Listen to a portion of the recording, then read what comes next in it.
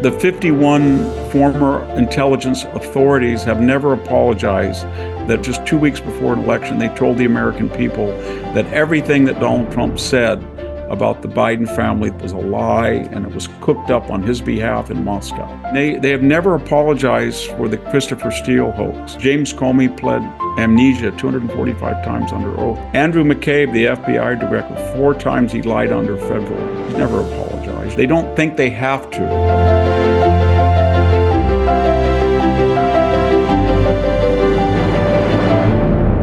It's a great privilege to welcome Victor Davis Hanson from Stanford to the program again. His clarity of thought, his understanding, are second to none in terms of the great challenges before Western society in general and America in particular are at the moment. And excitingly, he has another book coming up, The End of Everything: How Wars Descend into Annihilation. Yes, it's coming out May 7th.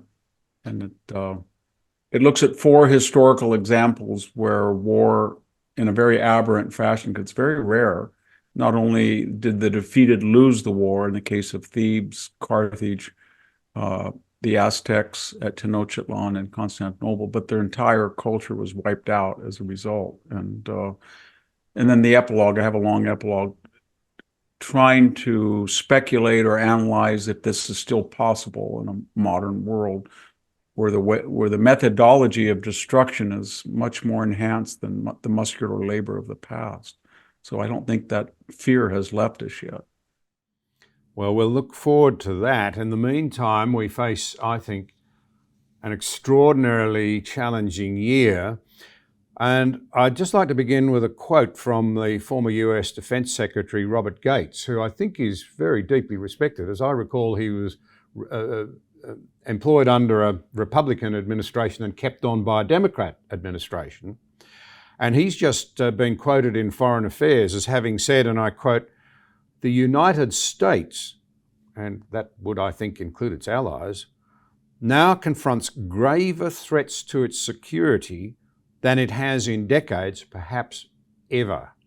Never before has it faced 4 allied antagonists at the same time: Russia, China, North Korea, and Iran, whose collective nuclear arsenal could within a few years be nearly double the size of its own." And then he goes on, "The problem, however, is that at the very moment that events demand a strong and coherent response from the United States, the country cannot provide one. However, did we reach the point where somebody of that standing can say that America cannot mount a coherent response?" Well, I don't know why he picked this particular occasion to comment, but he is famous, or depending on your political persuasion, infamous for another very famous quote, and that was that Joe Biden has been wrong, he said, on every major policy decision, I think, of the last 30 years. So I think he's talking in particular about the directionless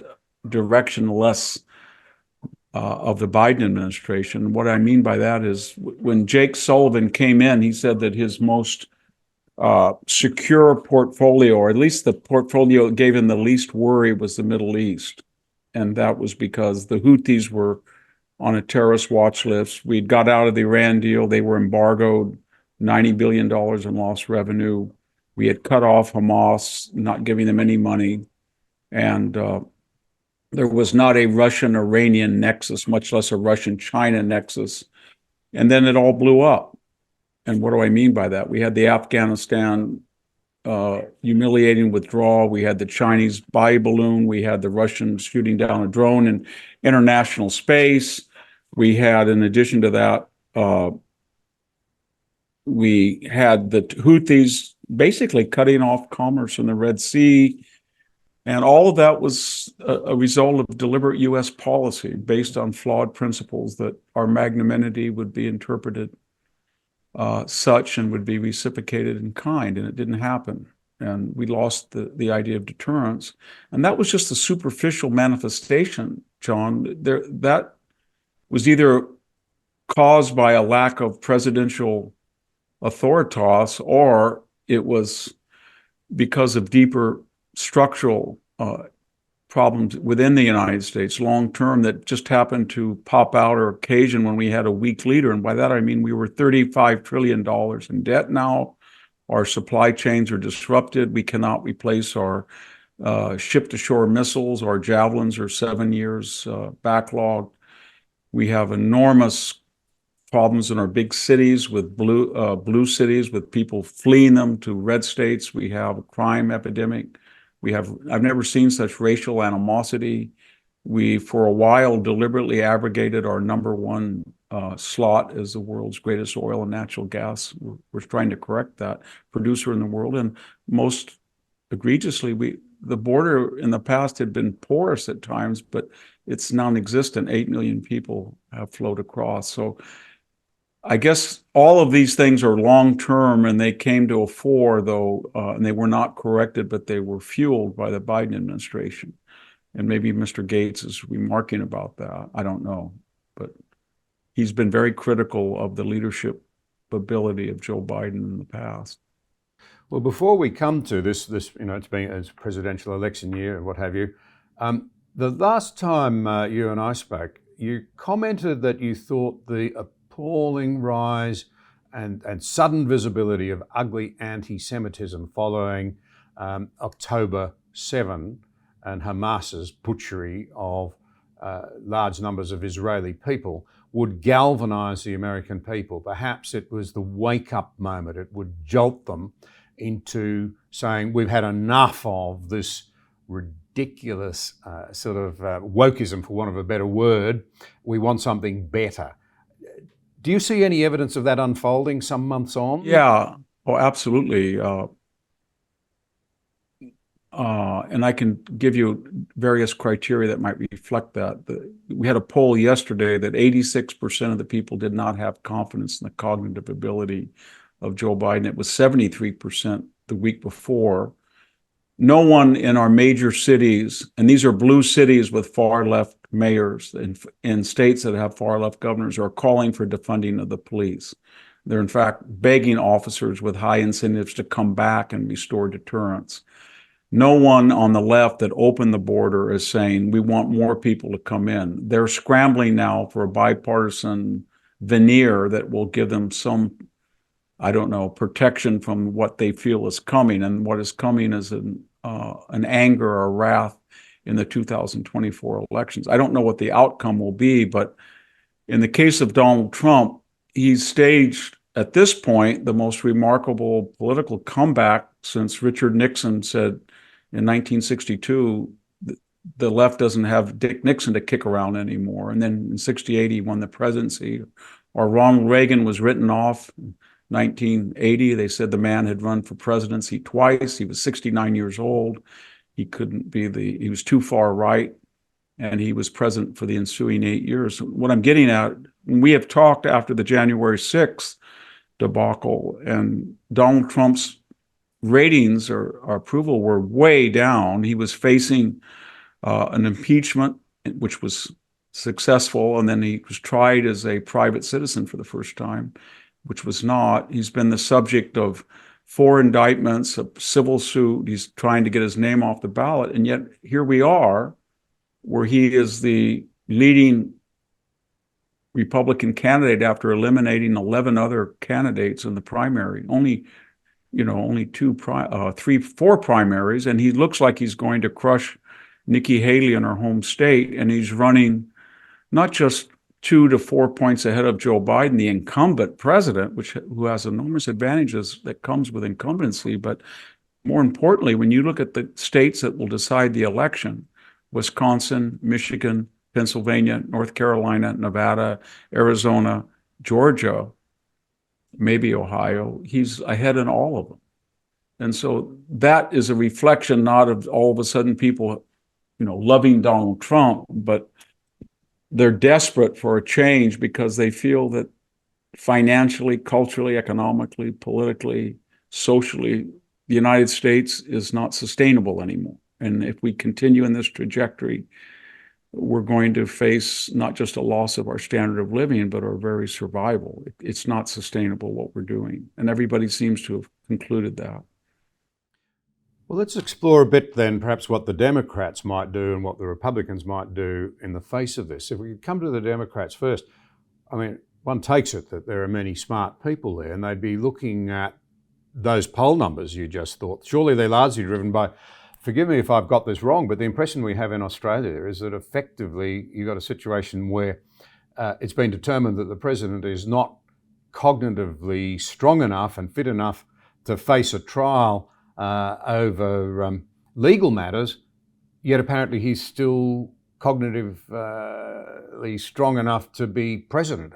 How does that work? And surely, is that dilemma right? I mean, how does that play out in the psyche of the American people, and how do the Democrats respond?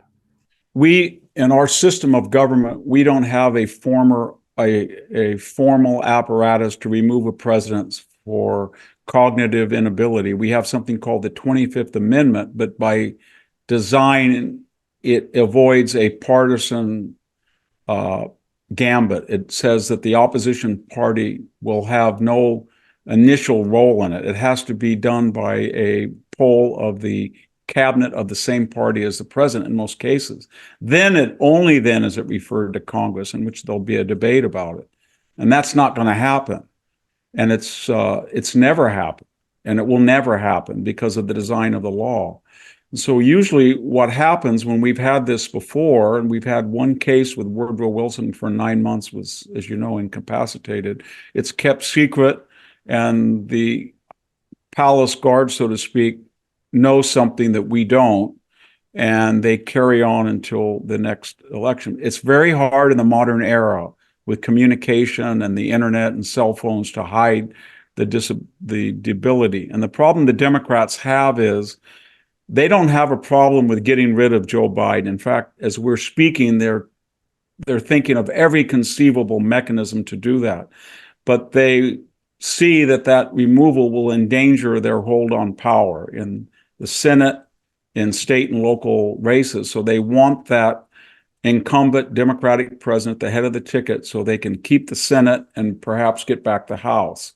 And yet they know that he's in the next 10 months, it's a 50-50 situation whether he's going to be able to continue. So what do? They need a Democratic viable candidate. He's not viable, and yet he's better than the alternative. And what is the alternative? Is Kamala Harris, someone who explicitly was recommended on the basis of her gender and her race. That was not controversial. That was just a fact. And she has not risen to the task.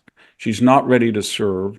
And that's not coming from me or you or anybody. It's what the Democratic Party is terrified about, because a young, vigorous woman is polling just about where Joe Biden is, 33 or 34%.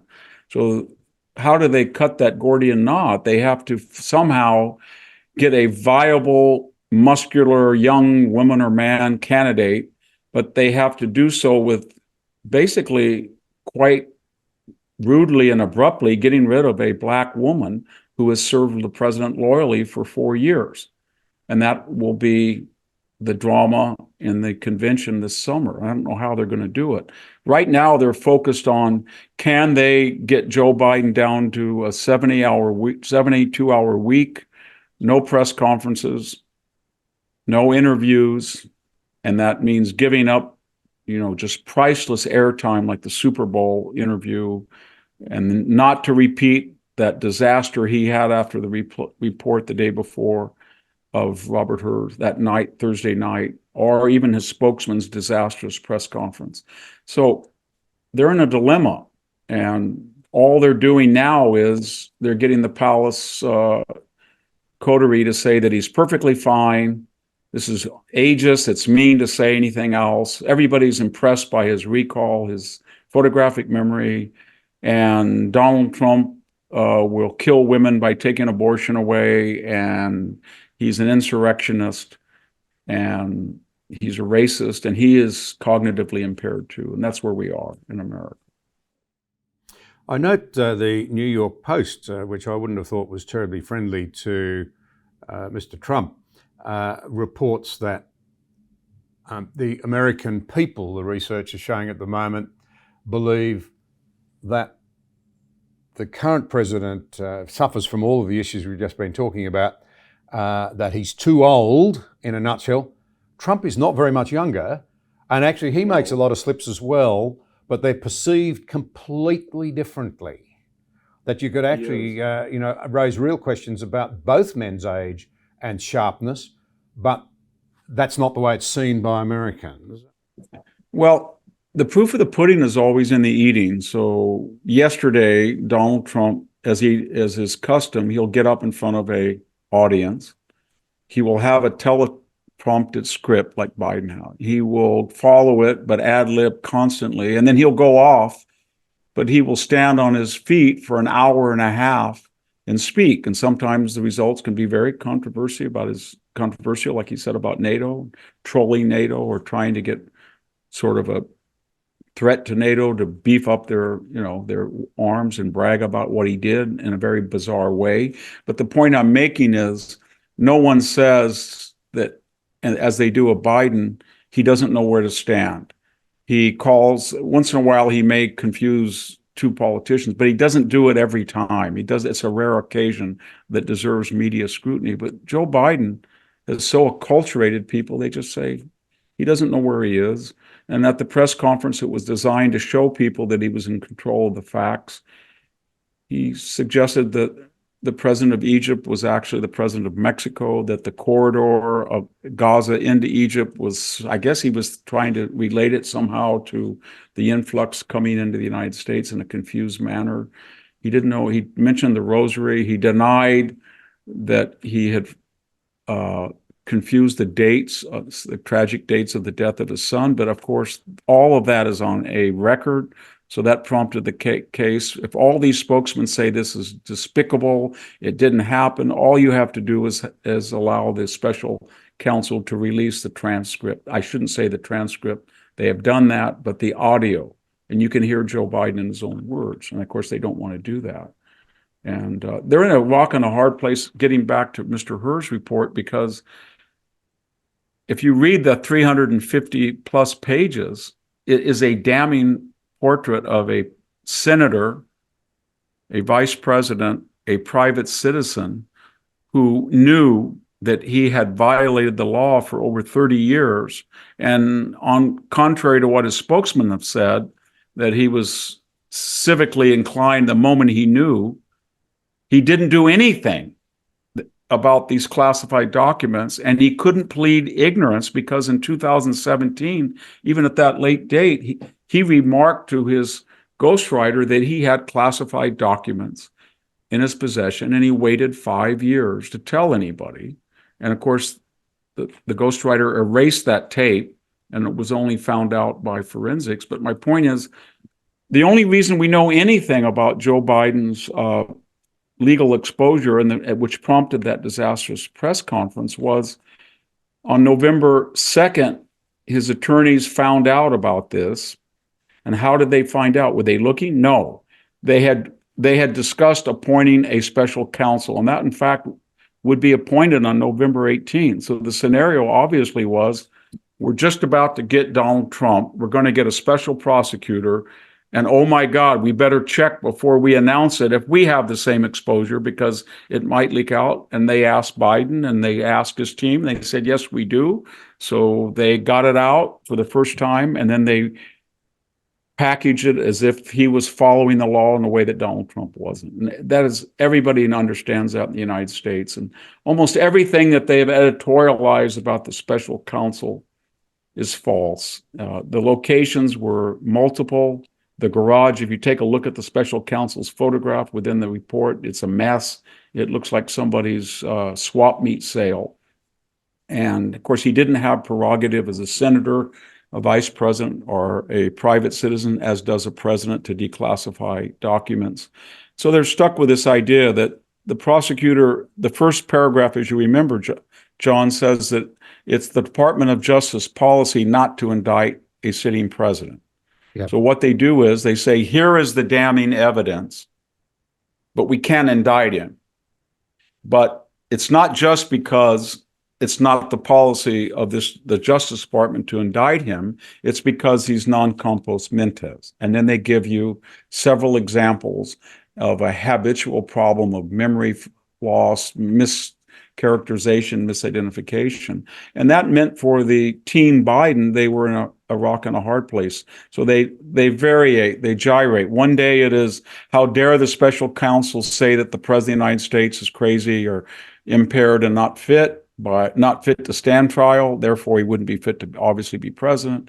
The next day it is, look at the special counsel report, read it very carefully. It says he will not indict the president. It's a clean bill of health.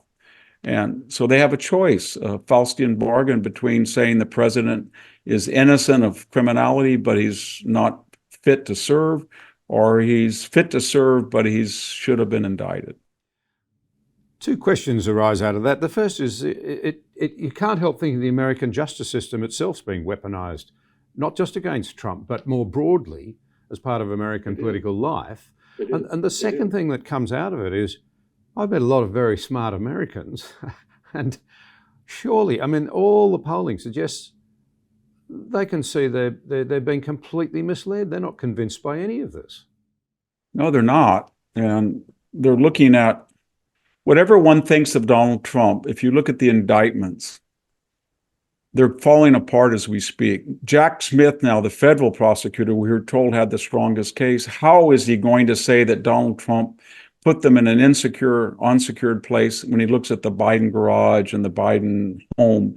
How is he going to say that Donald Trump should have notified the archivist he had these when Joe Biden did not? How is he going to say that Trump had no ability to declassify them when he did, and Joe Biden never did until he was president, which was post facto?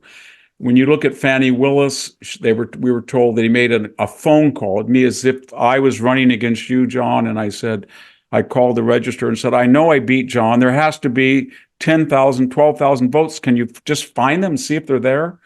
That's not election. That's a freedom of speech expression. But that prosecutor now, who ran on the platform to indict Donald Trump, has lied under oath and said that she was not romantically involved with a prosecutor that she picked, who had never tried a felony, had never tried a criminal case, and was making over double, according to her receipts, of what all the other prosecutors who had tried felonies and had been had criminal experience. And then, of course, there was $650,000 that were billed to him. We know he met with the White House counsel, and we know they went on junkets and they lied about the entire thing. That case is imploding.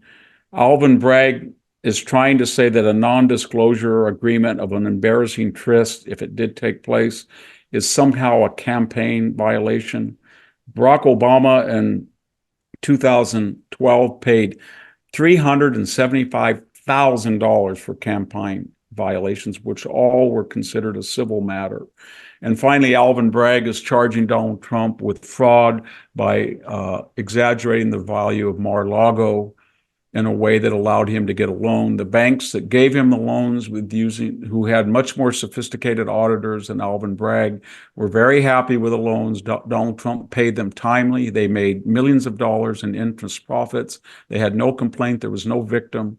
And people who look at Mar-a-Lago in today's real estate suggest that maybe it had been undervalued. And that's where we are with this legal exposure. And I think it's so weaponized and politicized that I think the American people won't stand for it. And they're already falling apart. The sheer corruption involved with all these blue state, big city indictments with liberal prosecutors and liberal judges and liberal jury pools. And it's a form of lawfare which comes on top of Russian collusion, Russian disinformation, and trying to remove Trump from the ballot, which blew up. It will blow up with the Supreme Court rule. So, assuming that there are clever people in the Democrat political firmament, why is it that they don't understand that weaponizing the justice system simply builds an even deeper view amongst many Americans that the elites are dismissive of them, that the cancer is so bad, I think to use a term that you have, that you've got to go for a radical chemotherapy and a Donald Trump because it's so serious that you've really got to go for, as the old saying had had it, the doctor, big time. Why can't they see that all the things you've talked about, the dishonesty, the weaponisation of it, the refusal to front up to real issues, actually plays right into the hands of their political opponents in ways that are self-defeating? They can't see that because they won.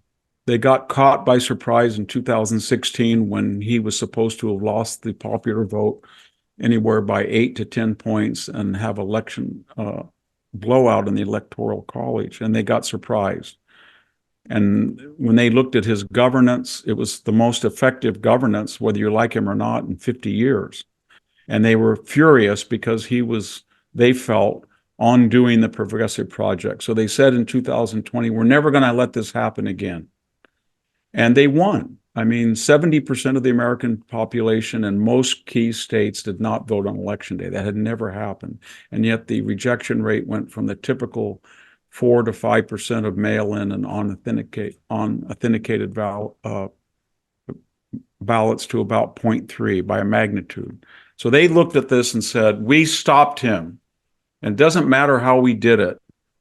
And we ameliorated the damage that could have been done had we not cooked up the Russian collusion, had we not impeached him twice, had we not brought in the laptop and said it was a product of disinformation right before the election.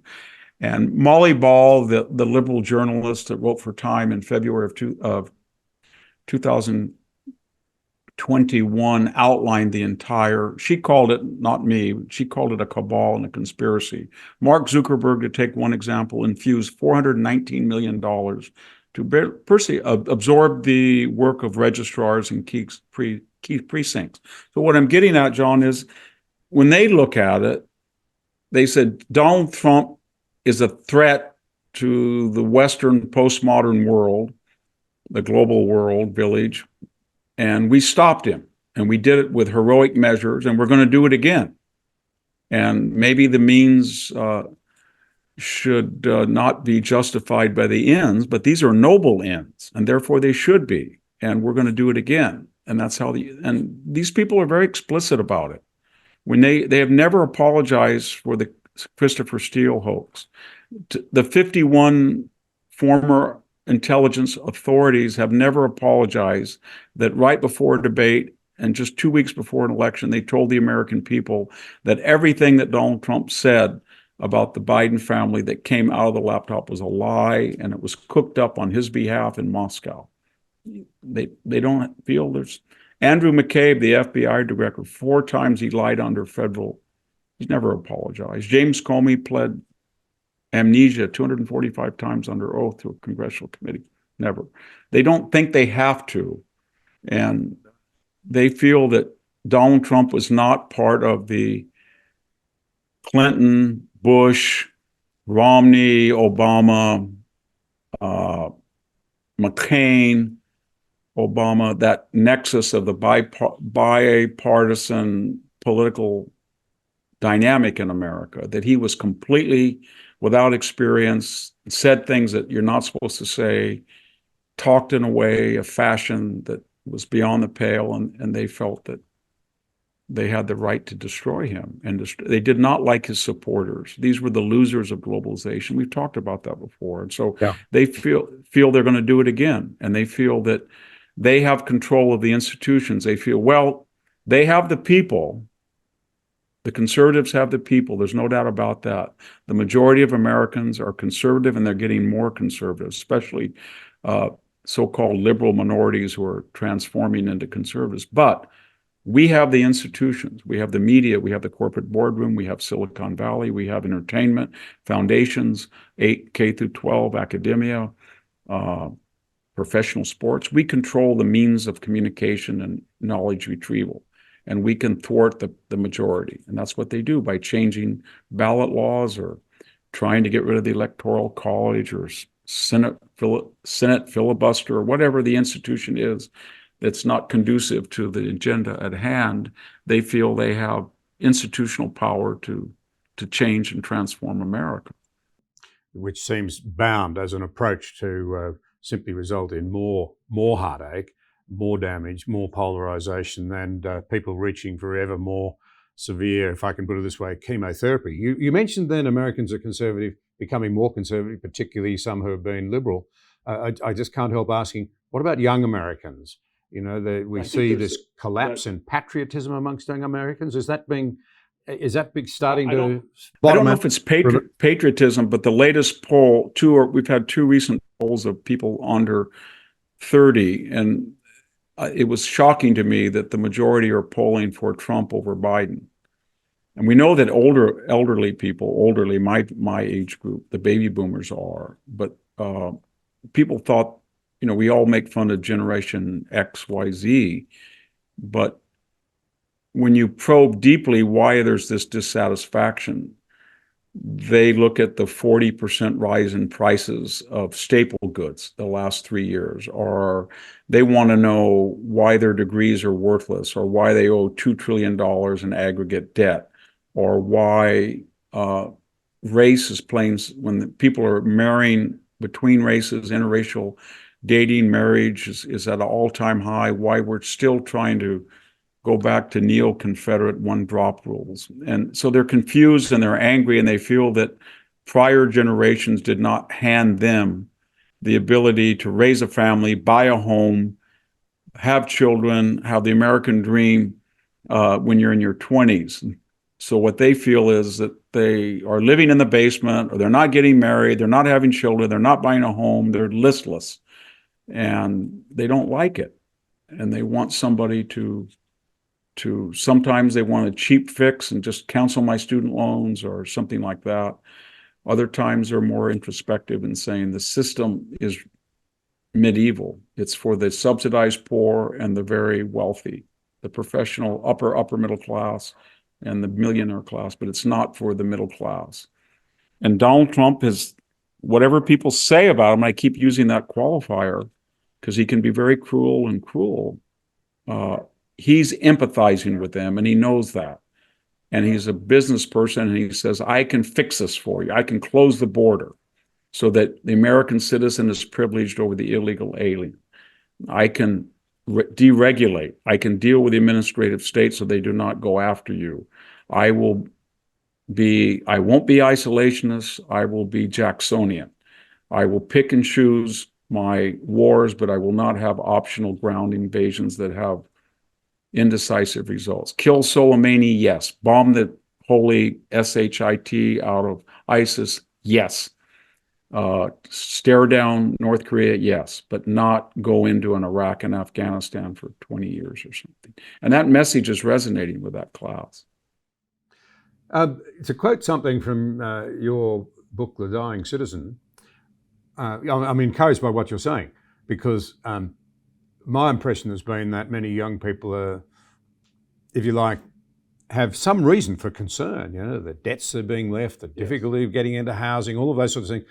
But they've been looking in the wrong places for the answers. They're looking to socialism rather than to what you might call responsible citizens. Yes. And you said, citizenship, after all, is not an entitlement, it requires work, yet too many citizens of republics, ancient and modern, come to believe that they deserve rights without assuming responsibilities, and they don't worry how, why, or from whom they inherited their privileges.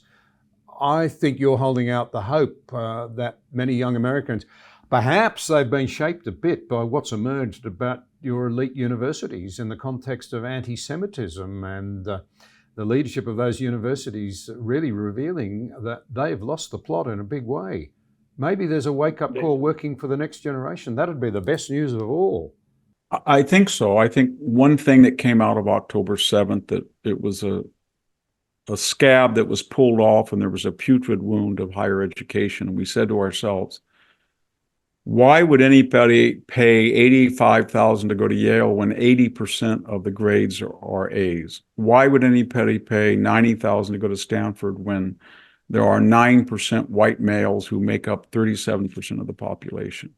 Why would you go to any of these places who have gotten rid of the SAT scores and gotten rid of comparative ranking of high school grade point averages? So they look at all this and they say, why are we bringing in 300,000 Chinese students and 250,000 subsidized by oil money from the Middle East? Why are we doing this when middle-class kids do not have access to these wonderful institutions. And then, more importantly, are they wonderful? Because they are letting in students by their own admission and by their own standards that they made, not me, not you, they made just 4 or 5 years ago. They said that to come to Harvard, Yale, Princeton, Vanderbilt, Michigan, Stanford, you have to have this SAT, you have to have this GPA, you have to be able to do this high caliber work. And now they're saying it was all a lie. You don't have to do it at all. It's meritocracy doesn't matter. We're going to let in people on the basis of their race or gender or sexual orientation. And the faculty are saying to them every day, you want me to inflate my grades? You want me to water down the content of the course? You want me to make new courses? Or do you want me to die on the altar of DEI and be blamed as a racist when I give people C's systematically? And so I'm not going to do it. So this is coming from the left. And Jewish Americans, who primarily 70% vote for Democratic candidates, have been worried about this. But there was this coalition that they thought they were a part of the Palestinians, Blacks, Latinos, gays, transgendered, because of the history of the Jewish people. And they found out that, in fact, they weren't a part of that. And they were caricatured in the most traditionally venomous anti-Semitic fashion. And they were open about it. What I think the big thing that shocked people on the campus, especially where I am, is they weren't shy about it. October 7th happened. There was no Israeli response till October 20th. We had a professor or a lecturer or an instructor at Stanford who said, I want all the Jews to get over there on that side of the room, and I want you to leave all your computers over there and see how it feels to live under apartheid. At Cornell, we had a professor that said, I'm exhilarated what I heard on October 7th. We had a person in UC Davis that said she wanted to follow Jewish students, make sure they follow them home. So they hadn't heard that before. And then when you saw the 3 presidents and just under oath basically perjured themselves by saying it's a matter of free speech and the First Amendment, or we would. And then people asked them under cross-examination, well, you denied this speaker, you wouldn't let this group protest, you don't have free speech. And so the result of it is that it could be very good, because we have a lot of new universities that may be formed, they're talking about, and admissions have gone down. There's a lot of people saying, do we really want 50% of that youth cohort to go to these places? Because they're not learning mathematics and biology and philosophy and languages and history. They're learning sociology and therapeutic courses, and they'd be much better given the national shortage of highly skilled plumbers and framers and electricians. Why don't we have a vigorous trade school? So I think all these things are going to be good. And I can tell you, as somebody on the Stanford campus, it has sent the fear of God into these universities. I could not believe it the other day on campus. They had issued a warning to the Gaza camp on the Stanford campus that has been there since October 7th, just staked out a whole area of the free speech and said, this is ours, and we're going to propagandize people who walk by and shout genocidal threats from the river to the sea. And finally, Stanford said, you have 24 hours to get out, or we're going to take the names of people who violated school policy. And we'll see if they do it. But they wouldn't even have conceived of that a year ago. So I think there's some good coming out of it. And, a lot of philosophers, Milton Friedman included, modern but ancients as well, David Hume and others have said there's a lot of rot in a society, a Western capitalist society. They're so efficient that they can go on with a lot of rot without noticing it. And now I think we've had this rot in our higher education system and our administrative state, and now we've got to the point where people are saying, this is unsustainable. It just won't go on. We've got to stop it. And I think I'm optimistic about that. Well, it's all good news as long as people go looking for the right answers rather than the wrong answers. So that's an essential point. Yeah. I think everybody should listen to what you just said, because throughout history, when you had the reign of terror, there was a chance for a Thermidorian response rather than the consulship that led to Napoleon. And Weimar was very much like us, and yet they took the wrong corrective with Hitler. And same thing with, as you know, the Bolsheviks capitalized on a legitimate constitutional monarchy substitution for the Tsar, and they hijacked that revolution. So what we do not want is somebody coming in on a horse saying, democracy's flawed, no elections. I can clean up this mess. The left, of course, says that every person on the conservative side who is seeking redress through parliamentary or democratic measures is a Hitler, because they're paranoid that they have a rendezvous with reality. Yeah, well, we could talk about the left's understanding of who Hitler is, given that they don't seem to be able to differentiate between Hamas and Nazism in a realistic way. A note of encouragement, we had some serious work done on who was tapping into these video podcasts, at the very sort that you and I are doing. And one of the things that's happened since I started over 5 or 6 years ago, we were predominantly reaching older men in particular, but now we're reaching 25 up, right across the same age group. They're tapping in from 25 up in roughly the same sort of numbers, as I understand it. So I'm greatly encouraged by that. So let's see whether we can examine what would be good and bad options a little more by talking about the presidential election. Going back to what Bill Gates had to say, plainly the world is now a very, very dangerous place. I've just written a piece for one of our major newspapers here saying that we need to realise that the era where the unilateral or unipolar order that the Americans have overseen for so long is now being stretched beyond belief, and that America will need its allies. We're one of them. We need to step up. Don't start me on the pathetic leadership of our military. And Australia has a proud military history, but not now. We're just, sleepwalking through Lotus Land, as one former Prime Minister put it recently. But in the face of all of this, and as we watch America, and as we're rightly concerned that as the leaders of the free world, we know we've got to step up, but to what extent can we rely on America, or will the isolationist tendencies that we hear about in the Republican Party, I could almost understand it in a way. They sort of say, the world doesn't seem to appreciate us. A bit like eyesight, isn't it? When it's gone, we will. People should stop and think about that.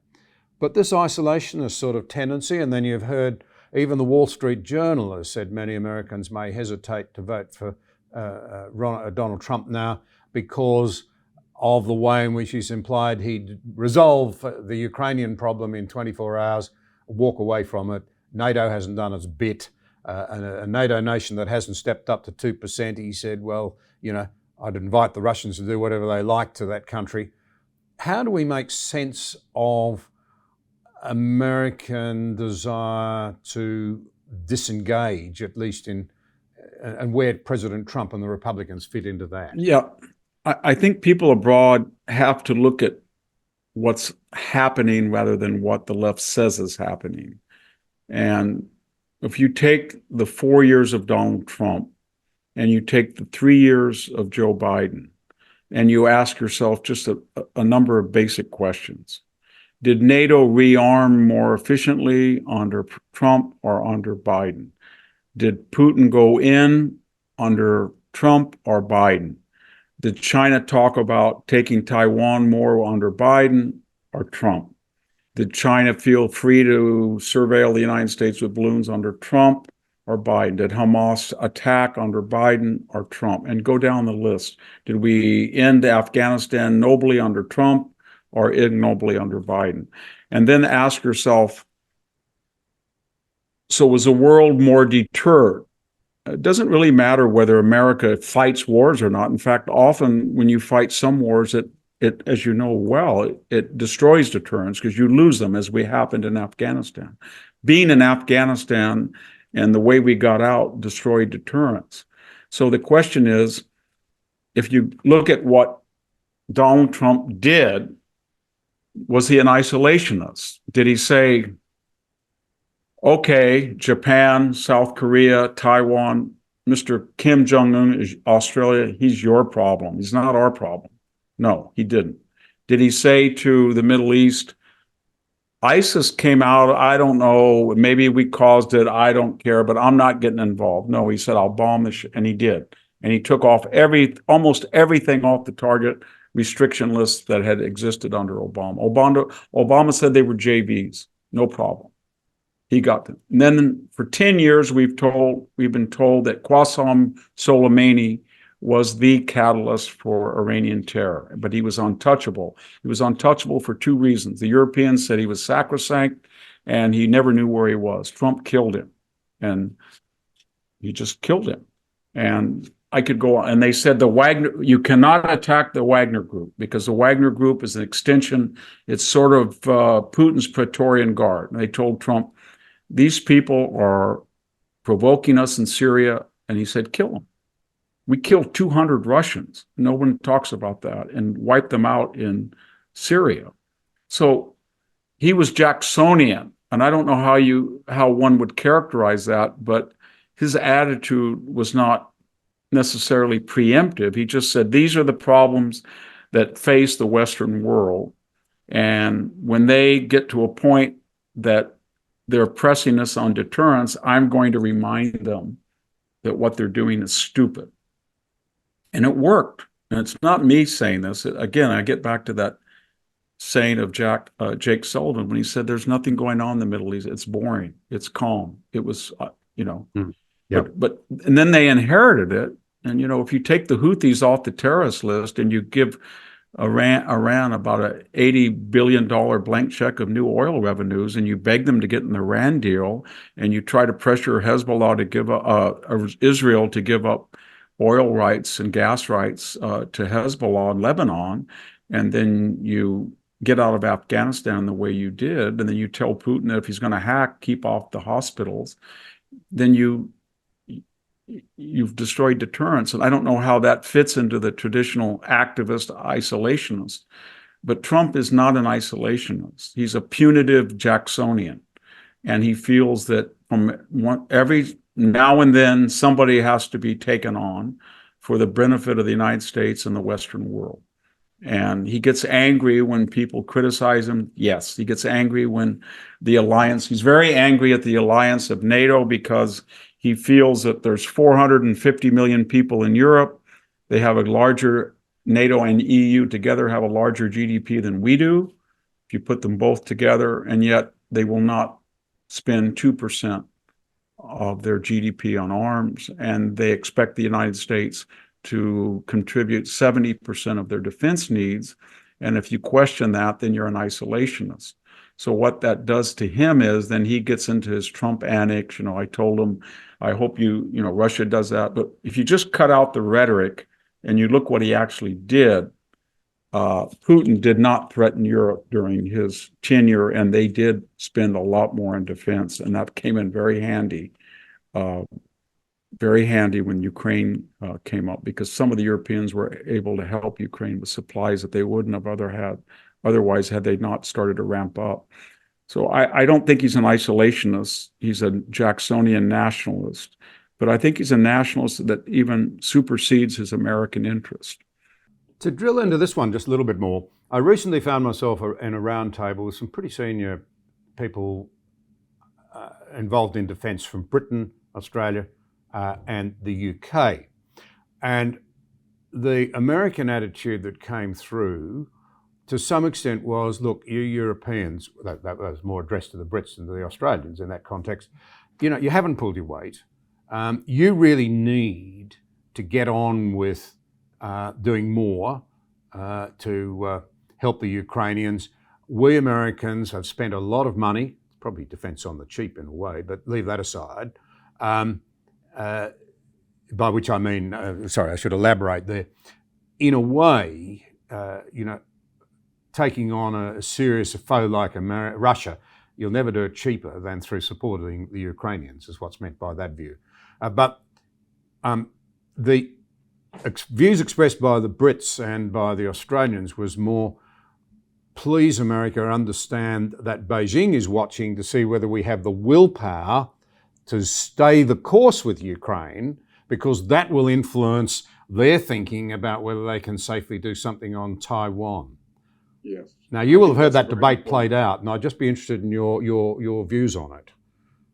Well, I can't speak for the Trump people, but I know some of them and I read what they've said. I've talked to some of them, and I think their position is the following, if I could extrapolate, or maybe it's impressionistic. They feel that Russia, with 30 times the territory, 10 times the GDP, 3.5 times the population, is going to wear down Ukraine. And it's become a Verdun or the Somme. And to win, you would have to arm Ukraine, and traditional military strategy would say that they have to preempt. They have to go into Russia and bomb supply depots on the border, bases, oil installations, if they want to win. And to do that against a nuclear power like Russia and under Putin would be very dangerous for the world in general. So then they say, what is the plan? Is the plan to have a 4-year, 3-year, 5-year Somme? 25% of the population of Ukraine is left. And so is there a mechanism to deter Putin and stop the war? And that's what they're searching for. And I think what they kind of said is something along the following. The larger that NATO gets, the more vulnerable it gets, because it has exposures where people in NATO will not flock to go. So if they were in NATO, somebody having cappuccino in Florence is not going to run over to Ukraine and fight Russians. And that's what they're worried about. So what they have said is, let us arm Ukraine to the teeth. And Trump did give them offensive weapons in a way that Obama didn't dare. And Biden held that himself when he came in for a while. And let them be armed, but not put them in NATO. And then number two, there is credibility on the Donbass and Crimea in the sense that no American president, once Obama gave them up by not doing anything, has said it is the strategy or the policy of the United States and its allies to make sure in 2015, 16, 17, 18, 19, 2020, 21, 22, to get back Crimea by force of arms and Donbass to their rightful owners. No one said that. Not Obama, not Trump, not Biden. They have said that now. And so a lot of the Trump people say the following: if we could negotiate the future of the disputed Donbass and Crimea that have 70% Russian-speaking people, I have a feeling, my own feeling is they don't want to go with Russia, but who knows?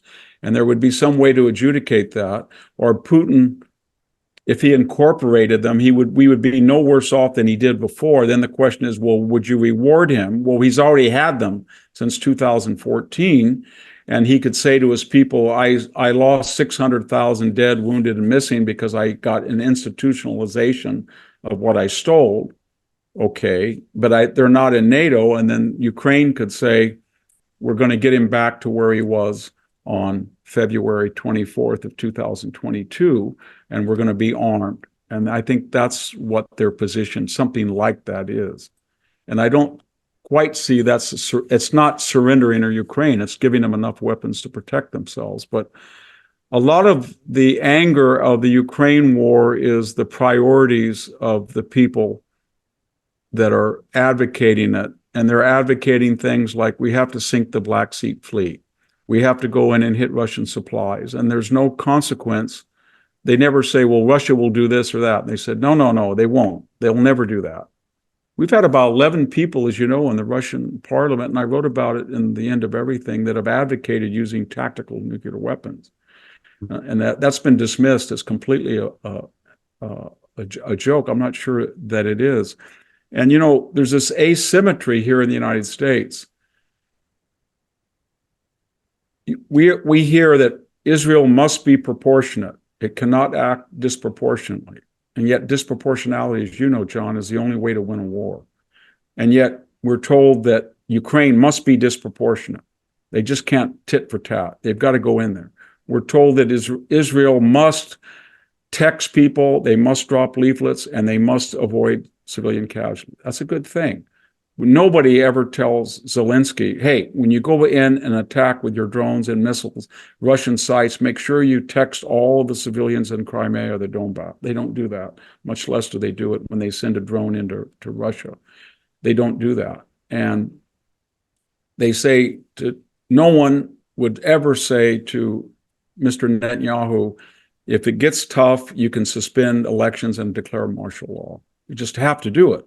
But we take that as an obvious thing with Ukraine. So the Trump people look at this and they say, why don't you just apply the same standards unless you think that what Hamas did on October 7th is not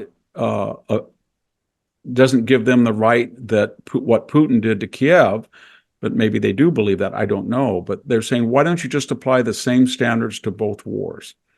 And yet we have people on the left that want to go to war with Russia over Ukraine, but they also want to stop the IDF from punishing the killers, the machine that killed people on October 7th. So, and all of that gets messed up into the nomenclature of isolationist or realist or something. But I just look at the period of 2017 to 2021, and I know that Trump said some crazy things and it seemed isolationist, but when I actually look what he did, the world was so much safer with Iran. Iran was in its box. The Houthis were in its box. Hamas was in their box. Putin didn't dare go in there. North Korea was not doing what they're doing now. And when I talk to people that come to the Hoover, or if when I travel from those countries, they tell me that they don't want to be quoted. They don't want to discuss Donald Trump, but they felt much safer when he was president than Joe Biden. That's a profound remark. As we look at this mess and go back again to Gates's comment about coherence, American coherence, it seems to me, is dependent upon, to some extent, the winding back of the white anting from within, if I can put it that way. I think that's true of every Western culture. I'm not picking America out. But one of the things that you said that struck me in your most recent, again in The Dying Citizen, was that states must privilege citizens over mere residents. Citizens must live within established borders, sharing a sacred physical space. And that just raises the issue of why borders are so foundational to the social and economic and cultural health, not just of the nation, but of its citizens. I mean, estimates are that somewhere between 2.5 to 8 million illegal aliens have entered the US under Biden's administration. We were talking about the Vice President, Kamala Harris. I understand that was one of her responsibilities, and yet for some incredible length of time, she didn't even go and visit the border, as I understand it. But I'd just be interested in your views on how important that will be in an election year, and in particular, what level of alarm we should have about who might be sneaking through that process. I mean, who's spies, who's activists?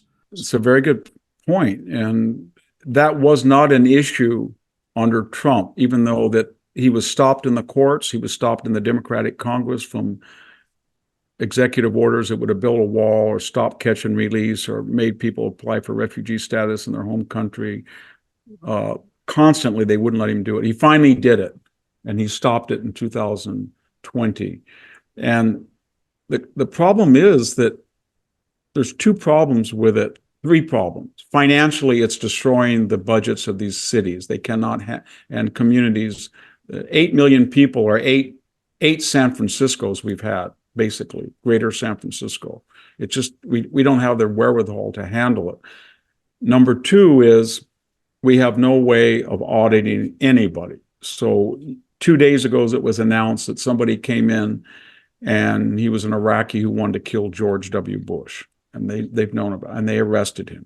And he was smuggling other Iraqis in to kill him. We're in my community, we've had 3 sexual predators that have come in.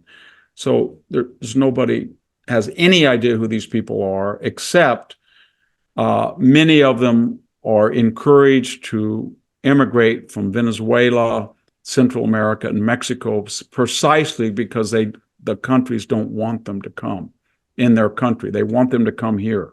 It's kind of a way of immigration warfare against the United States. The third thing is the asymmetry. So Americans ask themselves, If you're a Black American and you have social service needs and you have a civic center in New York, why are you giving that over to illegal aliens that have broke the law by coming and residing? Or why, when they told all Americans you must have something called a real ID, that means that your driver's license will not get you on a plane next year. You must have a passport or a birth certificate, a proof of residence, and a driver's license. And then they're letting people get on planes with no ID who are illegal aliens, and they're flying them all around the country. And so if you're in the military, we expelled 8,400 of our best soldiers because they were young people. They said there's no danger of COVID. Many of them, the majority of them, had COVID with natural immunity. And now we're letting in 8 million people. 2.5 million came in during COVID in 2021 when we were still under initial lockdown. And there was no requirement at all that they have background health checks, vaccination records. So it was the sheer, and I said that in The Dying Citizen, that we were getting to the point in the West where we privileged the illegal alien over the citizen. And that's not sustainable. And if you don't have a border, then your responsibilities become global. You have to take care of everybody. And you're not modest in saying we can handle, between Canada and Mexico, we can create a very unique culture, but we have no ability to bring in sizable populations without, legality, English, high school diploma, diversity from the places they come. And so it's been an ungodly disaster. It shares a wider pathology with you in Australia, with people in Canada, with people in Europe that have these people within our societies that either because they're globalists and they feel that borders are a 19th century construct and shouldn't exist, that we're an ecumenical world community, that it's okay, or more pernicious, they feel that the Western heritage in Europe, in the United States, on the frontier, Australia, is nothing to be proud of. In fact, it's a shame. We're neo-colonialist, enslavers, etc., imperialists, and therefore we owe it for people of the non-West to let in, without any appreciation of the hardship and sacrifice and courage it took from all of our ancestors that we have to settle the Western United States, to go into a godforsaken natural terrain like Australia, and to create that beautiful civilization out of nothing, and yet to try to make people feel guilty about that wonderful achievement by leveraging or blackmailing to let people into the country that are not audited. And so, and the final thing, it's absurd. Here in the United States, we ask ourselves, when we look at Europe and Australia and we look in the mirror, we say, it's a disconnect. As soon as these people come in, they have claims against us. They're told by our left that they have affirmative action prerogatives, that we're racist. But if it's so bad, why would they want to come? And nobody can answer that question. When you ask the immigrants, why do you want to come? I want to come because I have no freedom, I have no economic future. Well, why would you have an economic future in Australia or Britain or the United States and not in Venezuela or Ghana or Haiti? And the answer is self-evident. And yet we can't, as a Western culture, say that. We don't have anything to be guilty about. We did far better than the alternative. We do not have to be perfect to be good. And if without a border and a unique civilization and people who will assimilate into it gradually, legally, and willfully, we're not going to have a country. That's the pathology of Western civilization right now. And I don't know what to do about it, but borders are a symptom of that. And I think it's now a recent poll said that was the one issue that people were most worried about in the 2024 election. I take your point. I mean, here we find in Australia, we literally have in our own midst people who hate us and people who fail to understand, to pick up again what you're talking about there, that in fact, if they destroy, it's an argument for a right and proper nationalism, I think. If you destroy the countries that are beacons of freedom and prosperity, not only will that destroy the countries that you're seeking to bring down, you lose that opportunity to spread democracy and to lift other countries up and to police decent order and to try and maintain, for example, the trade routes that are, really the Americans more than anybody else have kept open. That's helped us lift countless billions of people out of poverty. If you break all that down, you drive people back into short, nasty, brutish lives, not just in the countries that are being white-handed, but in the countries that have advanced under the insistence on some law and order from the Western democracies. I just talked to an immigrant in the grocery store yesterday, and I asked him, "Why are you here?" We were talking in line. He said, he didn't answer the question. He spoke broken English. My Spanish is not all that bad. We could communicate. And he said, "I didn't come here to come to another Mexico." That's what he said. He said, "I'm a proud Mexican, but I didn't come north to come to Mexico." And I said, "You came for its opposite, its antithesis." And why is it antithetical? That's the question that we don't have the confidence to answer. It's not a racial question. It's one of culture and law and history, customs and traditions of a unique West that was multiracial. So that until the West gets its confidence back and says that you can call us any name in the book and it has no effect on us because we know what we did and it was better than not better than worse, and we're very proud of it. And we're not going to fall in the trap that you're going to make us be perfect before we can be good.